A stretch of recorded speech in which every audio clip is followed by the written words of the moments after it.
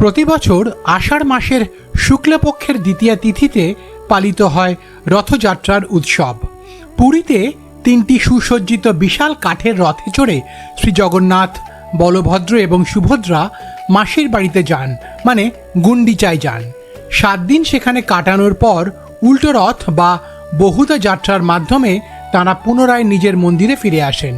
প্রায় দ্বাদশ শতাব্দী কিংবা তারও আগে থেকে চলে আসা এই উৎসবকে ঘিরে রয়েছে পৌরাণিক বিশ্বাস ও ঐতিহাসিক তথ্য। পুরোটা জানতে হলে ভিডিওটা অবশ্যই শেষ পর্যন্ত দেখুন। নমস্কার, আমি দেবরাজ আর আপনারা দেখছেন আপনাদের প্রিয় নিম্বুপানি বাংলা। আজ দেখুন রথযাত্রার ইতিহাস। পুরীতে রথের প্রস্তুতি শুরু হয় বৈশাখ মাসের শুক্লপক্ষের অক্ষয় তৃতীয়ায়। মনে করা হয় সেই দিনই শুরু হয়েছিল সত্যযুগ।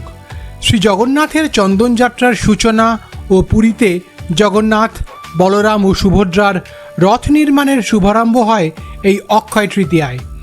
কথিত আছে শ্রীকৃষ্ণের দেহত্যাগের পর তার দেহ প্রভাসে দাহ করা হয়েছিল। তৃতীয় পাণ্ডব অর্জুন শ্রীকৃষ্ণের দেহের সৎকার করেছিলেন রাশি রাশি চন্দন কাঠ দিয়ে, কিন্তু মজার ব্যাপার হলো তার দেহ আগুনে পোড়েনি। সমুদ্রে বিসর্জিত হওয়ার পর সেই দেহাংশ ভাসতে ভাসতে চলে আসে ওড়িশার পুরীতে। আর তখনই আকাশবাণী হলো চতুর্ভুজ স্বরূপ চতুর্শাখা সম্পন্ন দেববৃক্ষকে ভগবানের রূপ দিতে হবে। সেই চন্দন কাঠ দিয়েই তৈরি হয় শ্রী জগন্নাথের মূর্তি। পৌরাণিক কাহিনী অনুযায়ী রাজা ইন্দ্রদ্যুম্ন পুরীতে জগন্নাথ দেবের মূর্তি স্থাপনের জন্য দেবশিল্পী বিশ্বকর্মাকে ভাস্কর হিসেবে নিযুক্ত করেন। বিশ্বকর্মা একটি শর্তে নির্মাণে রাজি হন যে কাজ শেষ না হওয়া পর্যন্ত কেউ দরজা খুলতে পারবে না। তার জন্য ঠিক হয় যে কাজ শেষ না হওয়া পর্যন্ত মহাবেদীর চারিদিকে বাজনার শব্দ হবে, যাতে মূর্তি নির্মাণের শব্দ কারো কানে না যায়। তারপর গৃহদ্বার বন্ধ করে দারু মূর্তি নির্মাণ শুরু হয়।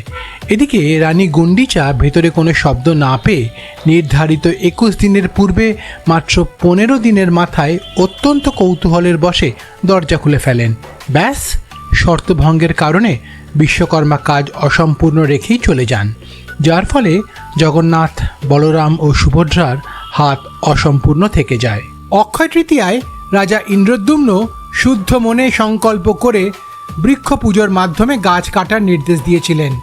এই পদ্ধতিকে অনুসরণ করে পুরীতে প্রতি বছর অরণ্যে মন্ত্রোচ্চারণ, আগুন প্রজ্বলন, আহুতি এবং বৃক্ষমূলে ঘৃতধারা প্রদানের পর গাছ কাটা শুরু হয়।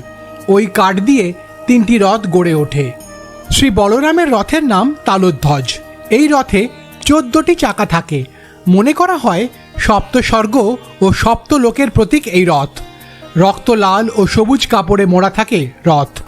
মা সুভদ্রার রথের নাম দেবদোলন বা দর্পদোলন। লাল ও কালো কাপড়ের আবরণ থাকে রথে। 12টি চাকা 12টি মাসকে নির্দেশ করে। শ্রী জগন্নাথ দেবের রথের নাম নন্দীঘোষ। লাল ও হলুদ কাপড়ে আচ্ছাদিত রথে আছে 16টি চাকা, যেন চন্দ্রের 16 কলার প্রতীক। যে পথ ধরে শ্রী জগন্নাথ দেব মন্দির থেকে রথে চেপে গুন্ডিচায় যান, সেই পথকে বলা হয় বড়দাণ্ড। বড়দাণ্ডের দুদিকে সাজিয়ে তোলা হয় গোলাপ জল, চন্দন জল, সুগন্ধি, পুষ্পবৃষ্টির মধ্যে দিয়ে রথ এগিয়ে চলে। শ্রী জগন্নাথ দেবের গুন্ডিচা মণ্ডপ যাত্রায় জয় জয় জগন্নাথ ধ্বনিতে 10 দিক পবিত্র হয় ও চরাচর কল্যাণময় মোক্ষপদ লাভ করে। জগন্নাথ মন্দির থেকে গুন্ডিচা মন্দির যাত্রা হল রথযাত্রার প্রথম অঙ্গ। গুন্ডিচা গৃহে 3 দেবতার অবস্থান হল দ্বিতীয় অঙ্গ, আর পূর্ণযাত্রায় গুন্ডিচা থেকে জগন্নাথ মন্দিরে ফিরে আসা রথযাত্রার তৃতীয় অঙ্গ। 3টি যেহেতু একই উৎসব, তাই পণ্ডিতেরা এর নাম দিয়েছেন নবদিনান্তিকা যাত্রা উৎসব। বহুড়া যাত্রা বা উল্টো রথে জগন্নাথ মন্দিরে রথ ফিরে আসে। একাদশীতে জগন্নাথের স্বর্ণবেশ ধারণ, দ্বাদশীতে নীলাদ্রি মহোৎসব। সেদিন মা লক্ষ্মী জগন্নাথের উপর অভিমান করে মন্দিরের দ্বার বন্ধ করে দেন। মান ভাঙলে দরজা খোলেন। জগন্নাথ, বলরাম, সুভদ্রা মন্দিরের রত্ন সিংহাসনে প্রতিষ্ঠিত হন। কেমন লাগলো আজকের এই প্রতিবেদন? নিচের কমেন্ট বক্সে লিখে জানান। আর ভালো লাগলে অবশ্যই শেয়ার করুন আর সাবস্ক্রাইব করুন নিম্বুপানি বাংলা, খবরের একঘেয়েমি কাটায়।